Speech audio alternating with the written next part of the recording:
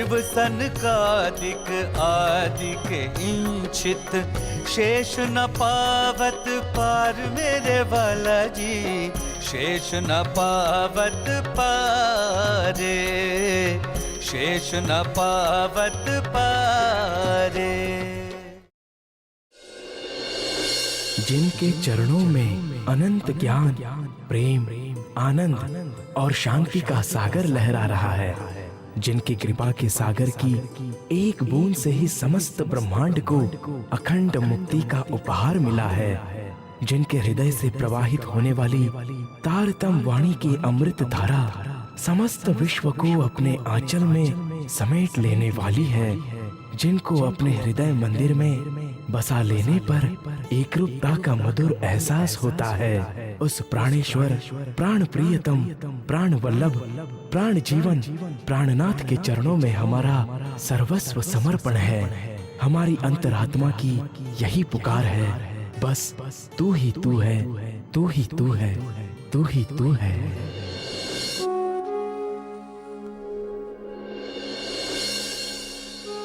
यदि आप सब मेरे विषय में यथार्थ रूप से जानना चाहते हैं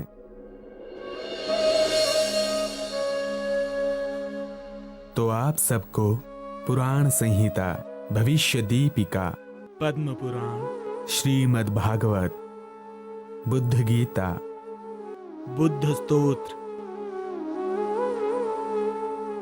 आदि ग्रंथों का अवलोकन करना होगा। अगाधाज्ञान जलधो पतितासु प्रियासु च, स्वयं कृपा महां बौद्धो ममज्ज पुरुषोत्तमः। अज्ञानता के अगाध सागर में प्रियाओं के गिर जाने पर प्रियतम पर ब्रह्म स्वयं अपने कृपा रूपी महासागर में स्नान कराएंगे, अर्थात स्वयं प्रकट होकर अपने अलौकिक ज्ञान से उन्हें जागृत करेंगे। शालिवाहन शाकात तुगत षोडशकं शतम, जीवोद्धाराय ब्रह्मांडे कल्किह प्रादुर्भविष्यति। शालिवाहन शाका के 1600 वर्ष व्यतीत हो जाने पर संपूर्ण जीवों के उद्धार के लिए इस ब्रह्मांड में कल्कि स्वरूप का प्रकटन होगा। कलेरन्ते बुद्ध रूपी जनाना मनुकंपया, अवतीर्यासिना ज्ञान रूपेणाच्छिद्य संशयम्, धाम स्थाननु मंत्र यादो तेभ्यस्तत्व मुदीर्य च, अर्थताश्च समादाय गमिष्यति निजालायम्। कलयुग के अंत में जागृत बुद्धावतार निज जनों के प्रति दया लाकर प्रकट होगा। ज्ञान रूपी तलवार से सबके संशय को छेद कर प्रथम उन्हें तत्व ज्ञान देगा और फिर सबको लेकर निजालय परम धाम को जाएगा। प्रसाद पतनम चैव तीर्थानम च यदाच्युतः, तदा बुद्धो भविष्यतेति च मे निश्चयामतिः। बुद्धो वे कल्कि रूपा सावीश्वरश्च परात्परः, ज्ञानपारं प्रापयिता भविष्यति कलौ युगे। कलयुग में जब देव मंदिर तथा तीर्थ स्थानों का पतन होने लगेगा, तब इस जगत में बुद्ध स्वरूप प्रकट होंगे। वे निष्कलंक बुद्धि से युक्त होने के कारण निष्कलंक बुद्ध स्वरूप तथा परात्पर परमेश्वर कहलाएंगे और सब ज्ञान के रहस्यों को जानने वाले होंगे। कंचित कालम स्वयं बुद्धो गुप्त गुप्तश्चरिष्यति, धाम रूपः स्वयं साक्षात्कार को नात्र संशयः। विजयाभिनंदन बुद्ध जी कुछ समय तक पृथ्वी पर गुप्त रूप से विचरण करेंगे। वे स्वयं ही परम धाम के ज्ञानमयी स्वरूप होंगे तथा सबको उसका साक्षात्कार कराने वाले होंगे।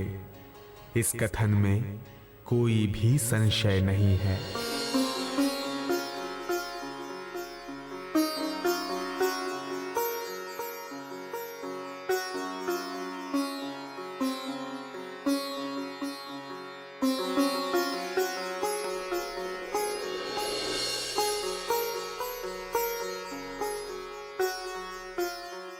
हे निष्कलंक बुद्ध स्वरूप,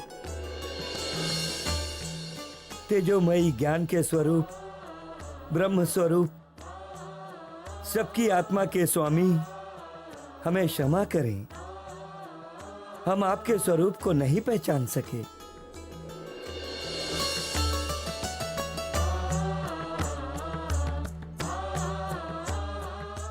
अब हमें समझ में आ गया है कल रात पुच्छल तारा दिखाई देने का तथा इस वर्ष 1 मास क्षय होने का अभिप्राय क्या है।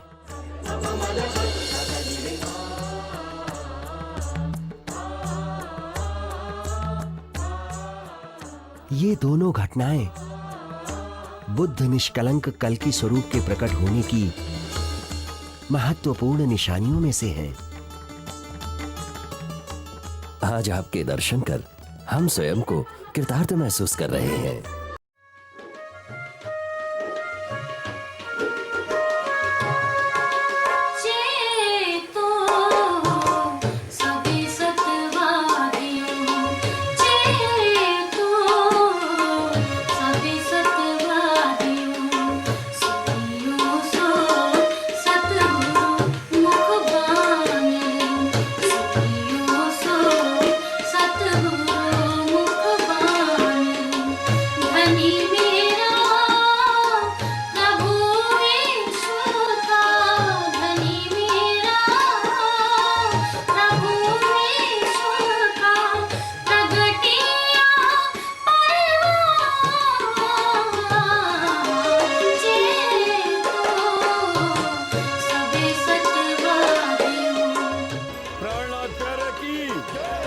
विजयाभिनंद निष्कलंक बुद्ध जी की प्राणनाथ प्यारे की विजयाभिनंद निष्कलंक बुद्ध जी की कल की स्वरूप की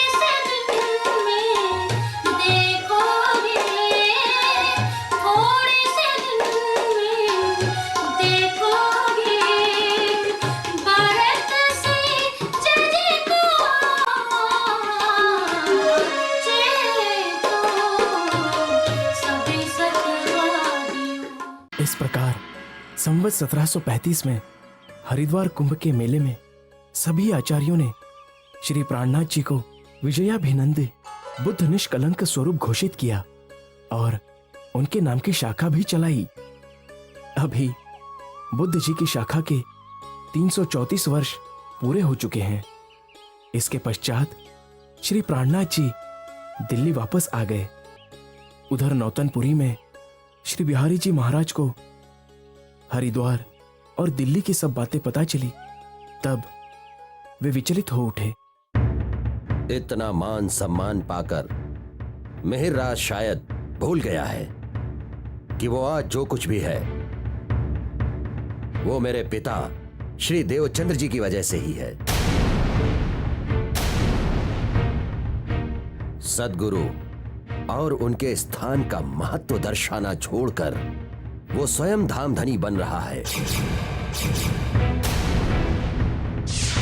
और सभी सुंदर साथ को भी गुमराह कर रहा है। आप ठीक कह रहे हैं धामधनी, किंतु अब हम भी चुप नहीं बैठेंगे। हम दिल्ली जाकर वहां के सुंदर साथ को समझाएंगे और सबके सामने मिहिरराज से पूछेंगे कि उन्हें ये ज्ञान कहां से प्राप्त हुआ है। और यह भी पूछेंगे कि क्या वे देवचंद्र जी से भी बड़े हो गए हैं, जो नई नई किताबें बनाकर नया नया ज्ञान प्रचार कर रहे हैं। हम सबके सामने उन्हें स्पष्ट रूप से कह देंगे कि सतगुरु का स्थान और उनकी गादी ही हमारे लिए पूजनीय है। इसलिए उनकी गादी पर विराजमान बिहारी जी ही हमारे लिए धाम के धनी हैं। इसीलिए जिसे भी परम धाम जाना है वो धाम धनी श्री बिहारी जी महाराज के चरणों में आ जाए। बहुत खूब। तुम तीनों शीघ्र दिल्ली जाने की तैयारी करो। जो आ गया।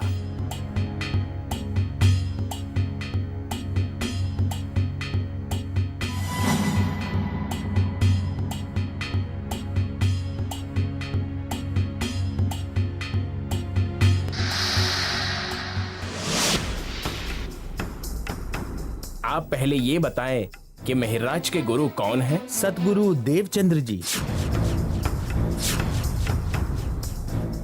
और मिहिरराज को तारतम ज्ञान किसने दिया है? देवचंद्र जी ने। तो फिर सद्गुरु और उसके स्थान को भूलकर तुम सब लोग मिहिरराज के पीछे क्यों भाग रहे हो? किंतु प्राणनाथ जी से तो उसी तारतम ज्ञान का विस्तार हो रहा है। धर्म ग्रंथों के बड़े बड़े रहस्य खुल रहे हैं। सद्गुरु देवचंद्र जी ने हम सबको जितना ज्ञान दिया है वो हमारे लिए पर्याप्त है। फिर क्या तुम्हारा प्राणनाथ हमारे सद्गुरु से भी बढ़कर हो गया है? प्राणनाथ तो सबसे बढ़कर ही है, क्योंकि प्राणनाथ किसी तन का नाम नहीं है, बल्कि मूल स्वरूप अक्षरातीत श्री राज जी ही हमारे प्राणनाथ हैं। वे ही हमारे आत्मा के प्रियतम हैं। उनकी आवेश शक्ति जिस तन में विराजमान होती है उसे भी प्राणनाथ की शोभा मिलती है। जब वो शक्ति श्री कृष्ण जी और श्री देवचंद्र जी के तन में विराजमान थी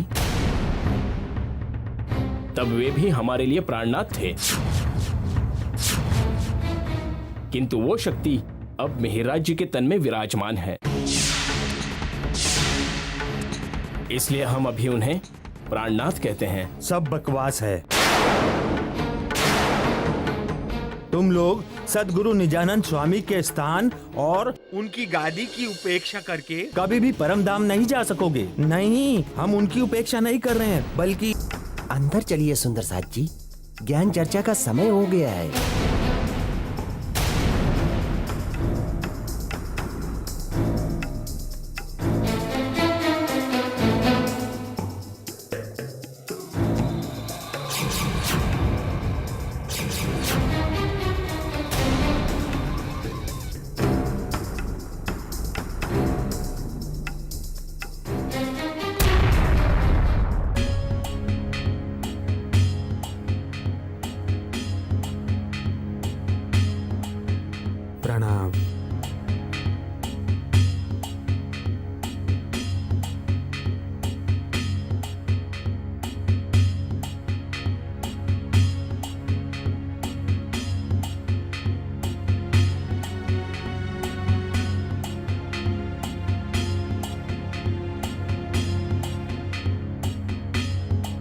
प्रणाम।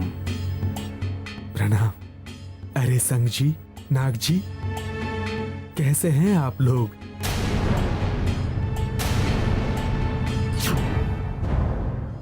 बहुत खुशी हुई आप सबको देखकर। हम सब तो ठीक है, किंतु लगता है आप कुछ ठीक नहीं हैं। तभी तो अपने सद्गुरु और उनके स्थान को ही भूल गए हैं, जबकि आपको भी तारतम्य ज्ञान उन्हीं सद्गुरु श्री देवचंद्र जी से मिला है। सद्गुरु देवचंद्र जी ने हमें जितना ज्ञान दिया है वो सबके लिए पर्याप्त है।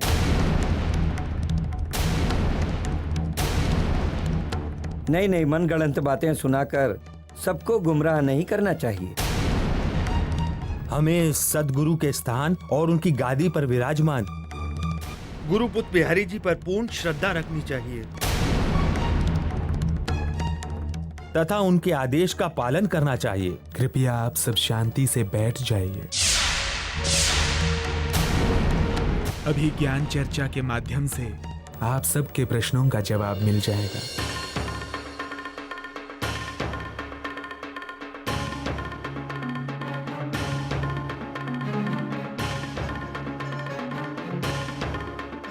परम धाम से आत्माएं इस नश्वर जगत में दुख का खेल देखने आ गई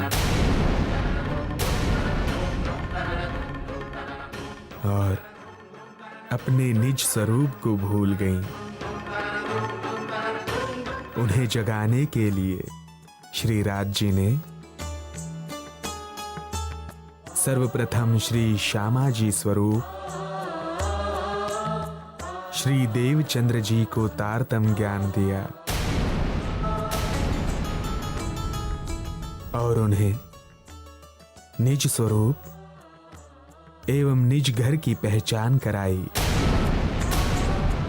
फिर आवेश स्वरूप से वे श्री देवचंद्र जी के तन में विराजमान हो गए।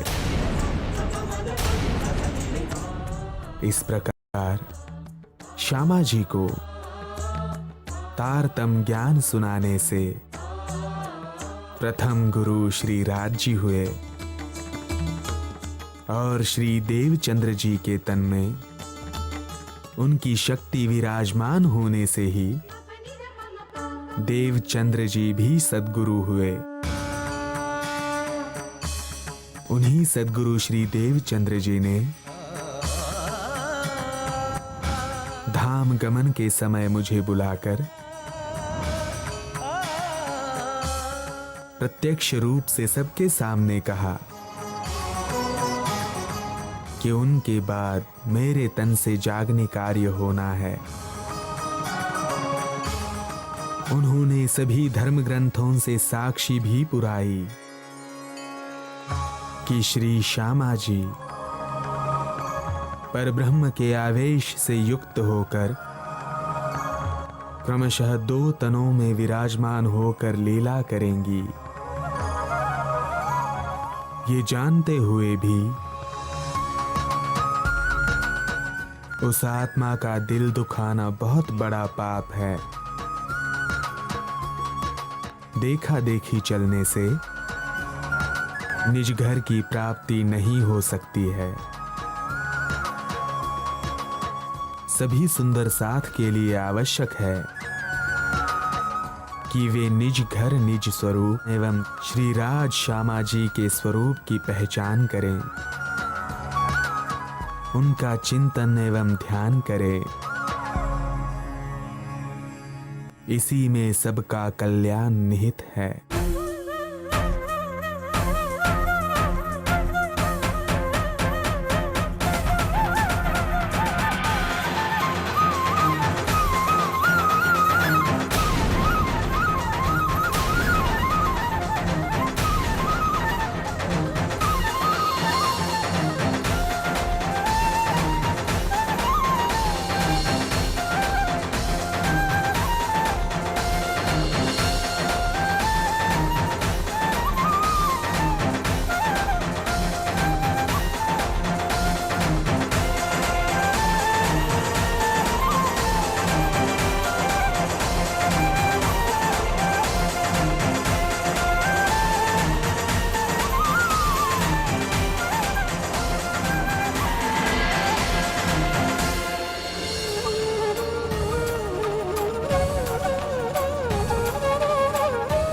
हे धामधनी, प्राणों के नाथ श्री जी साहिब जी, आप हमें क्षमा कर दें।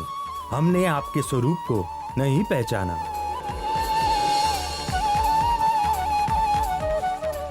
अब हमें विश्वास हो गया है कि धामधनी श्री राज जी की शक्ति आपके ही तन में विराजमान है।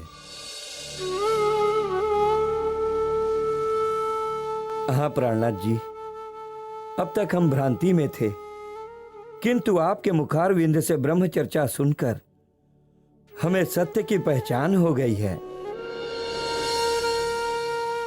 हाँ प्राणनाथ जी, अब हम विभिन्न स्थानों के सुंदर साथ को भी पत्र लिखकर सत्य की पहचान कराएंगे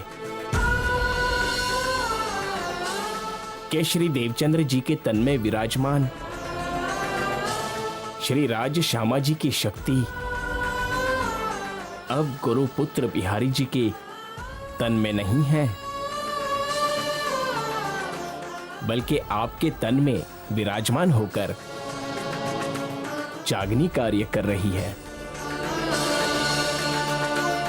और आप ही श्री देवचंद्र जी के बताए सत्य मार्ग पर हो, इसलिए सभी प्राणनाथ जी, श्री जी साहिब जी पर विश्वास लाएं। इसी में हम सबका कल्याण है।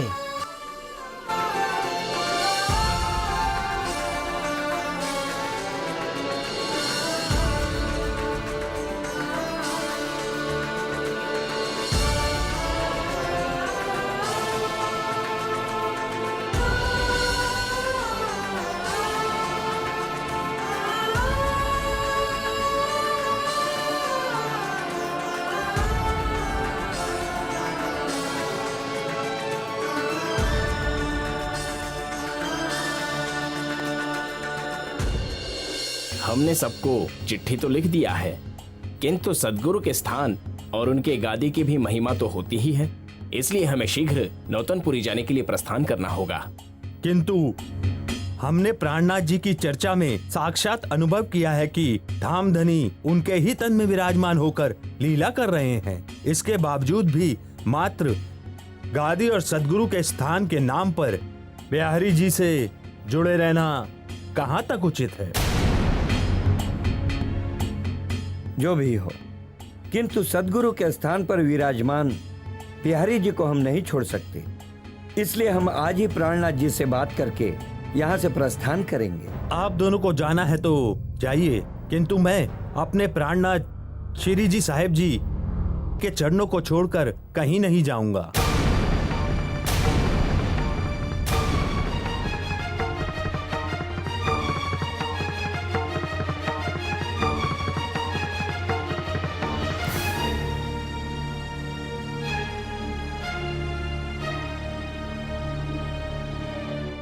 इस प्रकार 22 दिनों तक श्री प्राणनाथ जी के सानिध्य में रहने के बाद नाग जी और संग जी नौतनपुरी चल दिए।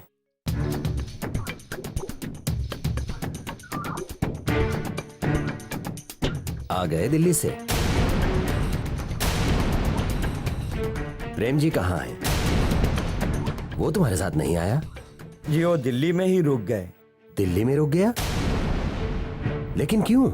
धामधनी, आप नाराज न हो, हम सारी बात आपको बताते हैं। हमने वहां जाके श्री जी के मुखारविंद से चर्चा सुनी तो हमें ऐसा लगा कि जैसे सद्गुरु की शक्ति साक्षात उन्हीं के तन में विराजमान है। हाँ बिहारी जी महाराज, सद्गुरु ने उन्हें जो जागनी कार्य की जिम्मेदारी सौंपी थी, वे उस सेवा को सच्चे दिल से कर रहे हैं।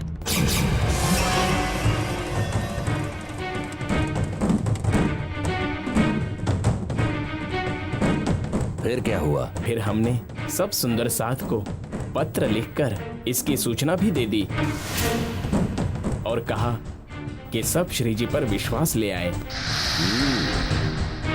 बहुत अच्छा।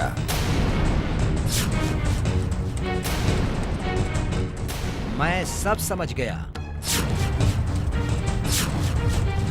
तुम लोग समझाने गए थे, लेकिन अब खुद ही समझ के वापस आ गए हो।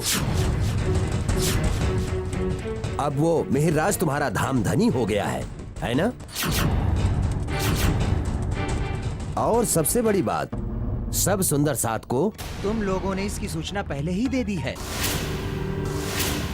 तो फिर अब मेरी क्या जरूरत रही? अब मुझे इस गादी पर नहीं बैठना। जाओ और उस प्राणनाथ को लाकर इस गादी पर बैठा दो। मैं जा रहा हूं। बिहारी जी, यदि आपके प्रति और सद्गुरु के स्थान के प्रति हमारी श्रद्धा न होती तो हम यहां वापस क्यों आते?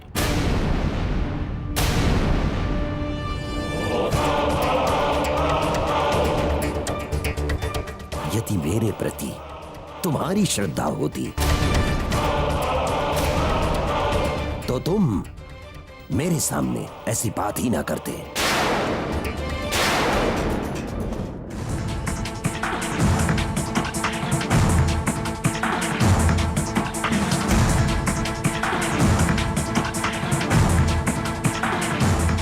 महाराज रुक जाइए, महाराज। हे धामधनी महाराज, रुक जाइए, हमें क्षमा कर दीजिए महाराज, क्षमा कर दीजिए बिहारी जी महाराज। हे महाराज रुक जाइए महाराज, क्षमा कर दीजिए महाराज, रुक जाइए महाराज जी, रुक जाइए बिहारी जी महाराज, रुक जाइए महाराज जी, रुक जाइए धामधनी जी, रुक जाइए महाराज, रुक जाइए महाराज, हमें क्षमा कर दीजिए धामधनी महाराज, हमें क्षमा कर दीजिए, रुक जाइए महाराज जी, महाराज रुक जाइए, बात सुनिए, हमें बिहारी जी महाराज, हमें रुक जाइए बिहारी जी महाराज, धामधनी जी रुक जाइए, धामधनी जी रुक जाइए, महाराज जी रुक जाइए, बिहारी जी महाराज, हमारी बात सुनिए बिहारी जी महाराज,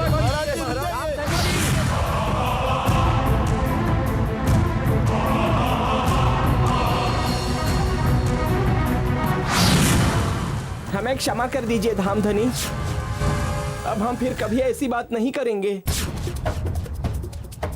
अब आप वापस लौट चलिए धामधनी। तुम्हारा धामधनी तो मिहिरराज है ना, जाओ उसी के पास। मुझे तुम लोगों से कोई संबंध नहीं रखना है। छोड़ दो मुझे अकेला। नहीं धामधनी, वो तो भूलवश हमने कह दिया। हमारे धामधनी तो आप ही हैं। मैं तुम लोगों के साथ नहीं जाऊंगा।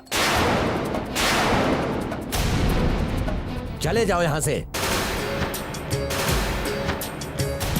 दुखी बिहारी क्रोध से बैठा वन में जाए, प्राणनाथ के सामने चला ना कोई उपाय। भेजे थे जो कुटिल जन, उसने करने तंग, वे भी आखिर रम गए धामधनी के रंग, धामधनी के रंग। हमें क्षमा कर दीजिए धामधनी और वापस चलिए। हम आपको और अधिक कष्ट में नहीं देख सकते। ठीक है, किंतु मेरी भी एक शर्त है। तुम दोनों को फिर से सब सुंदर साथ को पत्र लिखकर यह कहना होगा कि कोई भी उस प्राणनाथ श्री जी साहेब जी पर विश्वास न करे। उसे कोई भी धाम का धनी ना माने, क्योंकि धाम के धनी बिहारी जी हैं। हमें स्वीकार है धामधनी। आप जैसा चाहते हैं हम वैसा ही करेंगे। अब आप चलिए। ठीक है। धाम के धनी की जय, बिहारी जी महाराज की जय। धाम के धनी की जय, बिहारी जी महाराज की जय। धाम के धनी की जय। इस प्रकार बिहारी जी के निर्देशानुसार नाग जी और संग जी ने सभी सुंदर साथ को पुनः पत्र लिखा कि सदगुरु की गादी पर विराजमान बिहारी जी ही हमारे धाम के धनी हैं। इसलिए श्री जी साहिब श्री प्राणनाथ जी पर कोई भी विश्वास न लाए। इस प्रकार सत्य की कसौटी हुई कि कौन सत्य को पहचान कर विश्वास लाता है। इसके पश्चात ब्रह्म ज्ञान के प्रचार के अभियान का पुनः शुभारंभ किया। सर्वप्रथम श्री जी ने सुरक्षा के दृष्टिकोण से महिलाओं, बच्चों एवं बुजुर्ग सुंदर साथ को अनूप शहर में पहुंचा दिया। इसके पश्चात बादशाह औरंगजेब के एक प्रमुख दरबारी शेख सुलेमान से संपर्क किया गया।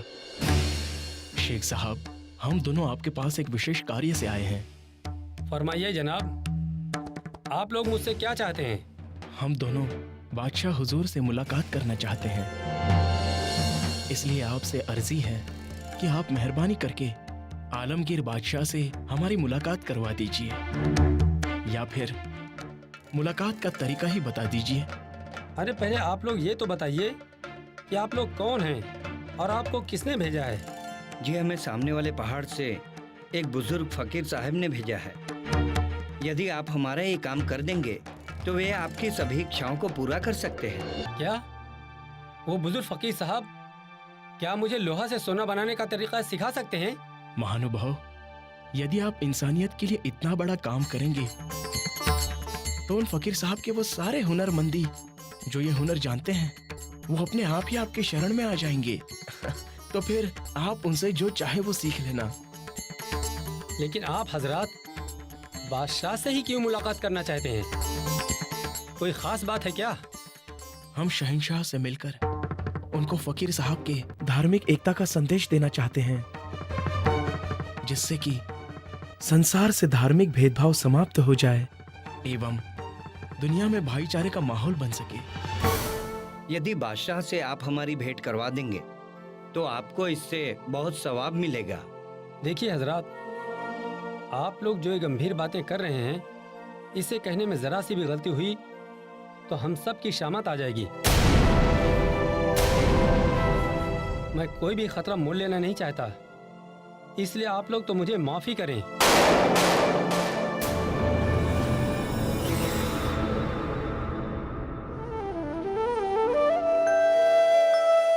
हे धामधनी, शेख सुलेमान की बातों से तो हमें बादशाह औरंगजेब से मुलाकात की कोई भी उम्मीद नजर नहीं आ रही।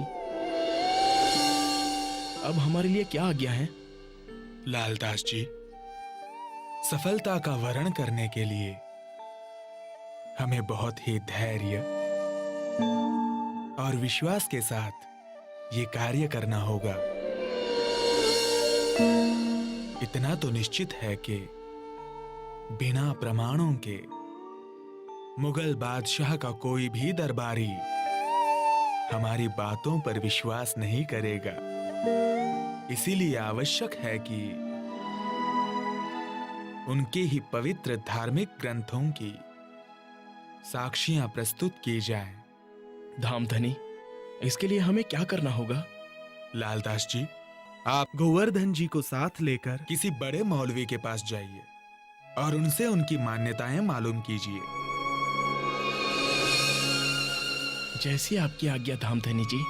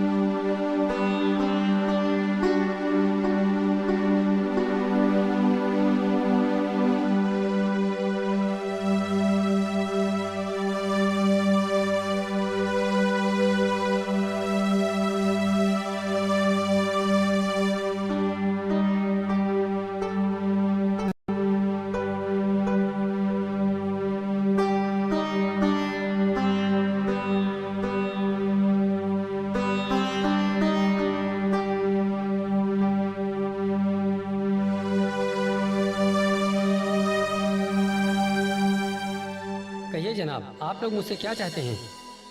तशरीफ रखिए।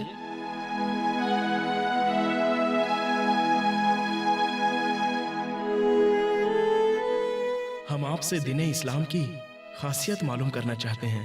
बहुत खूब। हम आपको इस्लाम की खूबियाँ बयान करते हैं। इस्लाम दुनिया का सबसे बेहतरीन दीन है, जो कि कलमाए तैयबा से गवाही देता है कि नहीं है कोई भी इबादत के लायक अल्लाह ताला के सिवाय, और हजरत मोहम्मद सल्लल्लाहु अलैहि वसल्लम खुदा के रसूल हैं। कुरान पाक और हदीसों से साबित है कि हजरत मोहम्मद सल्लल्लाहु अलैहि वसल्लम के बाद कोई नबी ना आएगा, लेकिन हजरत ईसा रूहुल्लाह चौथे आसमान लाहौर से फिर दुनिया में ज़ुहूर फरमाएंगे, जो दज्जाल लानती का खात्मा करेंगे। उनके बाद आखिरुल इमाम मोहम्मद मेहदी साहिबुज़्ज़मा का ज़ुहूर होगा। तब वो दुनिया को एक दिन कर देंगे। वो दिन में आई हुई बुराइयों को दूर कर देंगे, सारी दुनिया से जुल्म का खात्मा कर देंगे, सारी दुनिया को इंसाफ और नूर से भर देंगे। तभी क़यामत ज़ाहिर होगी, फिर हश्र के मैदान में सबको इकट्ठा करके सबका इंसाफ किया जाएगा। आपका बहुत बहुत शुक्रिया मौलवी साहब। अच्छा, अब हमें इजाजत दीजिए।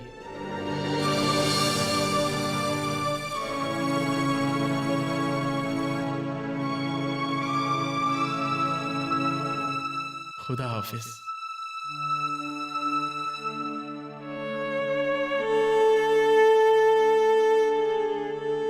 अल्लाह ताला ही जाने कौन थे ये लोग और क्यों इतनी तफसील से ये सब मालूम कर रहे थे।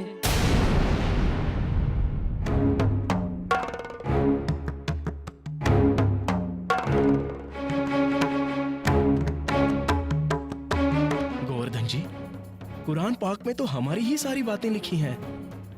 बुद्ध अवतार को ईसा रूह अल्लाह और निष्कलंक बुद्ध स्वरूप को इमाम मोहम्मद महदी साहिब बुज़्ज़मा कहा गया है। कली को ही अज्ञान रूप दज्जाल कहा गया है, जिसे इल्मे लद्दुनी यानी ताहरतम ज्ञान से ईसा रूह अल्लाह खत्म करेंगे। परम धाम को चौथा आसमान लाहुत कहा है, जो नासुत, मलकुत और जबरूत से परे हैं। अब हम दावे के साथ औरंगजेब बादशाह तक अपना संदेश पहुंचा सकते हैं। गोवर्धन भाई, आप कुछ बोलते क्यों नहीं? आप कुछ चिंतित प्रतीत हो रहे हैं। कहिए, क्या बात है? लालदास जी, मैं इस बात से चिंतित हूँ कि यदि हमने ये सारी बातें श्री जी को ज्यों की त्यों बता दी तो निसंदेह वे हमें ही बादशाह औरंगजेब के पास अपना संदेश देने के लिए भेजेंगे। किंतु गोवर्धन जी, इस छोटी सी बात से व्यर्थ ही भयभीत होने की क्या आवश्यकता है? ये तो हमारे लिए सौभाग्य की बात होगी यदि हमें सत्य ब्रह्म ज्ञान का संदेश पहुंचाने का सुअवसर प्राप्त होता है। किंतु लालदास जी, कुछ तो विचार कीजिए। इस समय देश में मुगलों का शासन है। इनकी धार्मिक कट्टरता के कारण होने वाले अत्याचारों से समस्त हिंदू समाज भयभीत है।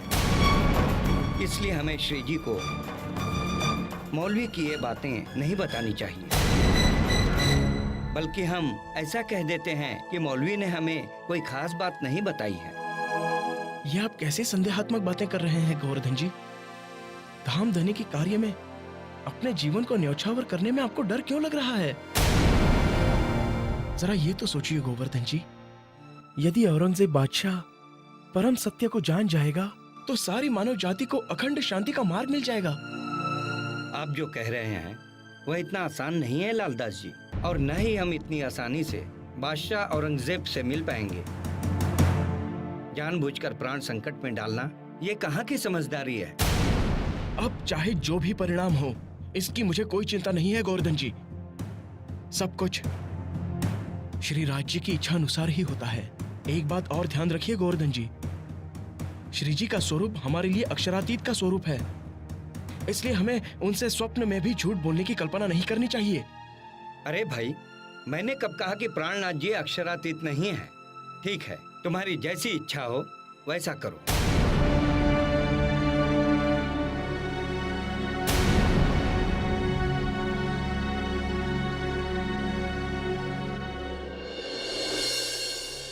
प्राणाधार सुंदर साथ जी, पर ब्रह्म के आदेश से संसार के विभिन्न भागों में अनेकों महापुरुषों का अवतरण हुआ है, जिन्होंने समस्त विश्व को एक सूत्र में बांधने का प्रयास किया है। एक ही सत्य अनेक भाषाओं में अवतरित हुआ है, जिसे तारतम वाणी के प्रकाश में जाना जा सकता है, और एक स्वलीला अद्वैत पर ब्रह्म की पहचान की जा सकती है। साहिब आए इंजमी कारज करने तीन, सबका झगड़ा मिट के या दुनिया या दीन।